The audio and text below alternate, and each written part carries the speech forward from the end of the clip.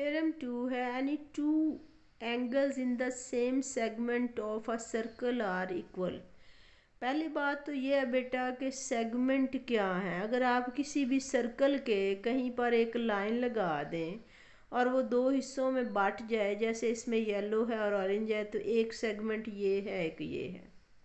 अब any two angles, एक angle C है और दूसरा डी है। Any two angles in the same segment of a circle are equal, yellow तक आपका गिवन होगा और आर इक्वल होते हैं, जो चीज़ होती है वो आपके पास मतलूब होता है। तो यहाँ पे हम गिवन में लिखेंगे कि angle A C B and angle A D B are the circum angles, क्योंकि वो सर्कमफ्रेंस पे बन रहे हैं, circum angle of the same segment of a circle with centre at O. अब प्रूफ में हम लिख देंगे कि ये दोनों एंगल्स जो हैं ये इक्वल हैं, angle A C B equal to angle A D B. Construction में हम करेंगे क्या कि ज्वाइन करेंगे ओ को ए के साथ भी और बी के साथ भी। जब हम ज्वाइन करेंगे, ये आपको डॉटेड लाइंस नज़र आ रही हैं, तो इस तरह से एंगल ए ओ बी बनेगा जो कि सेंटर पे बनता है, इसलिए इसे सेंट्रल एंगल कहते हैं।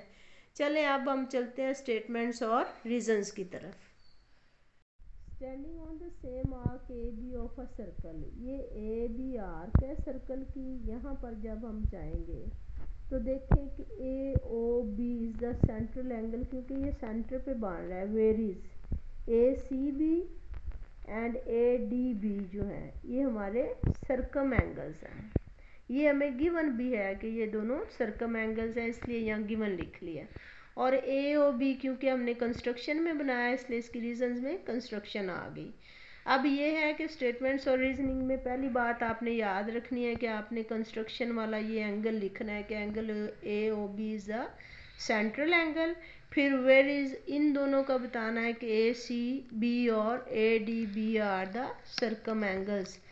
अब जो पहले थ्योरम हमने किया उसमें ये था कि सेंट्रल एंगल जो है वो सर्कम एंगल जो है उसका दुगना होता है, इसलिए हमने लिख दिया कि angle A O B is twice of the angle A C B.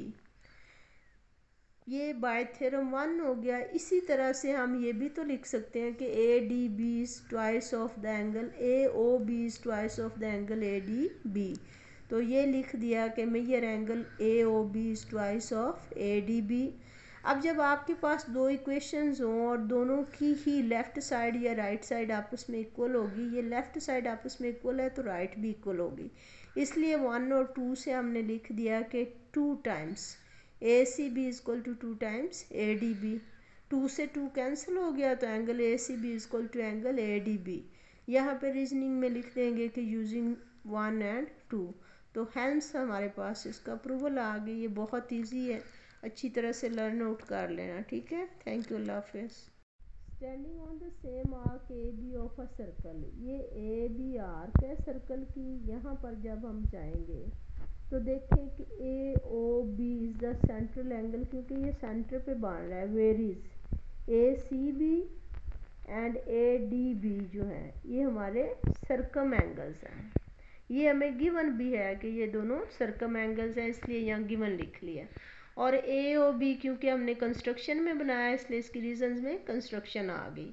अब ये है कि स्टेटमेंट्स और रीजनिंग में पहली बात आपने याद रखनी है कि आपने कंस्ट्रक्शन वाला ये एंगल लिखना है कि angle A O B is the central angle. फिर वेयर इज, इन दोनों का बताना है कि ए सी बी और A D B are the circum angles.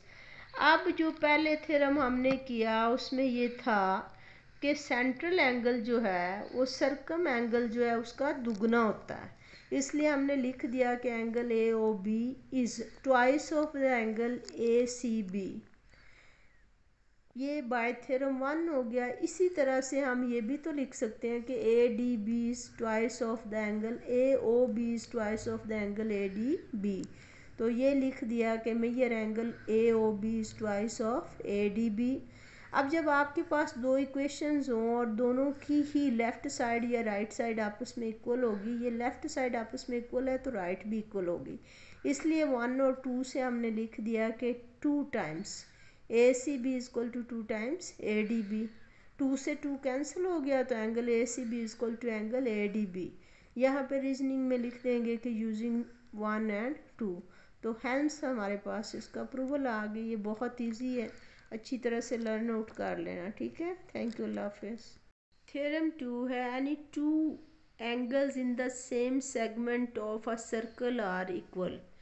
पहली बात तो ये है बेटा कि सेगमेंट क्या है। अगर आप किसी भी सर्कल के कहीं पर एक लाइन लगा दें और वो दो हिस्सों में बट जाए, जैसे इसमें येलो है और ऑरेंज है, तो एक सेगमेंट ये है, एक ये है।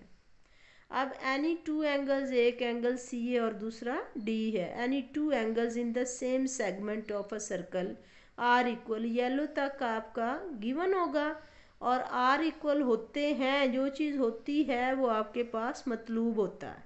तो यहाँ पे हम गिवन में लिखेंगे कि angle A C B and angle A D B are the circum angles, क्योंकि वो सर्कमफ्रेंस पे बन रहे हैं, circum angle of the same segment of a circle with centre at O. अब प्रूफ में हम लिख देंगे कि ये दोनों एंगल्स जो हैं ये इक्वल हैं, angle A C B equal to angle A D B. Construction में हम करेंगे क्या कि ज्वाइन करेंगे ओ को ए के साथ भी और बी के साथ भी। जब हम ज्वाइन करेंगे, ये आपको डॉटेड लाइंस नज़र आ रही हैं, तो इस तरह से एंगल ए ओ बी बनेगा जो कि सेंटर पे बनता है, इसलिए इसे सेंट्रल एंगल कहते हैं।